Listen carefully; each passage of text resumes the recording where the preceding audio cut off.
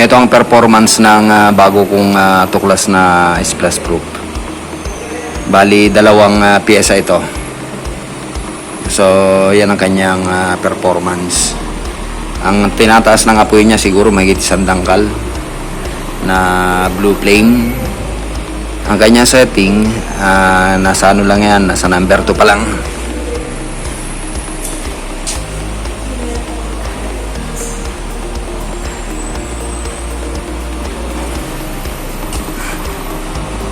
Okay, so dadagdagan na natin ang langis kasi medyo ano na ito. Kukunti lang ang langis na yan.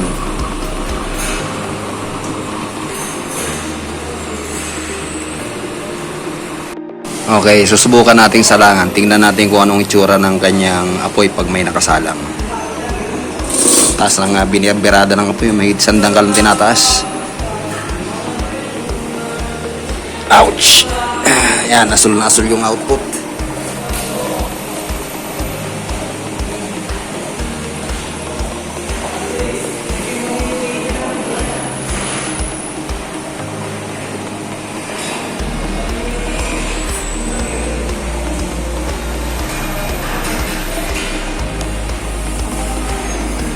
Taasan natin ang setting.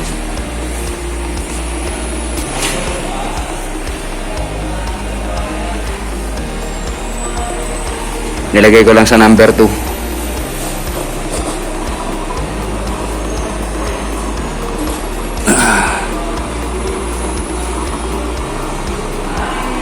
Setting na number 2, marami ng backfire na apoy sa ilalim.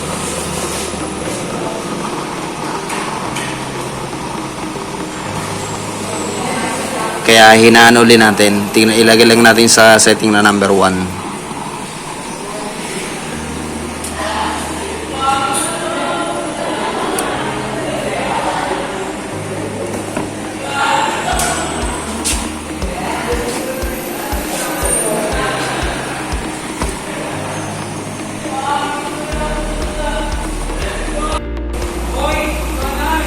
Okay, so yan ang setting niya sa number 2.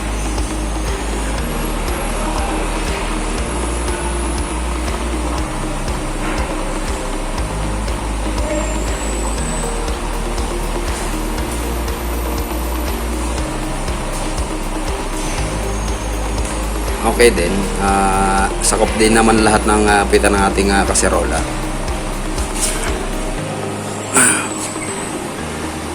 Okay, maski paapawan natin yan, okay yan, safe na safe yan, oh. Walang kare-reaction yung apoy.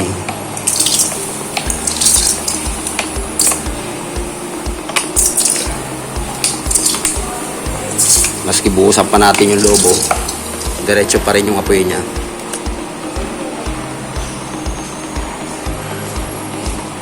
Kaya safe na safe gamitin itong aking splash proof na ito. Ayan o.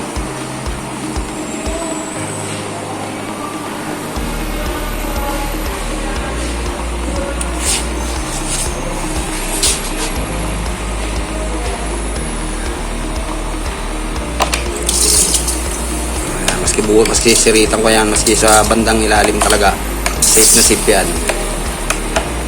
Walang kare-reaction yung apoy natin dyan. Hindi siya naglalagablab.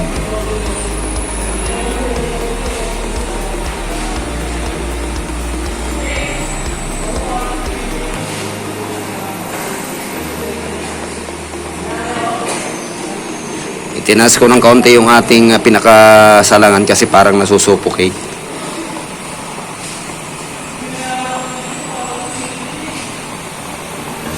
Pero temporary lang yan. Ang setting niya nasa number 2.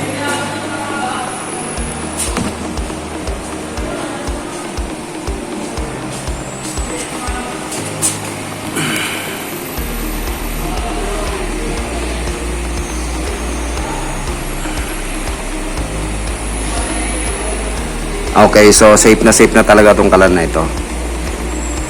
Maski pa maapawan siya ng gusto, hindi siya basta-basta magliliyab.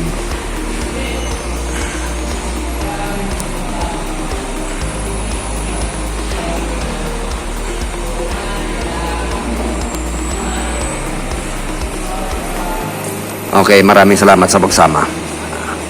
Hanggang dito lamang muna uli.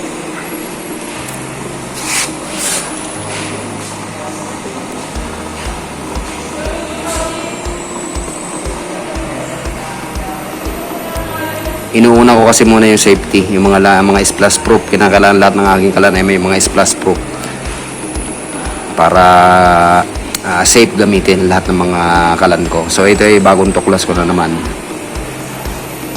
Maski mahina lang ang setting, malakas ang binibira niyang apoy. At blue flame din, may kahalong purple, kaya hindi mag-iitim yung ating mga kaserola dyan.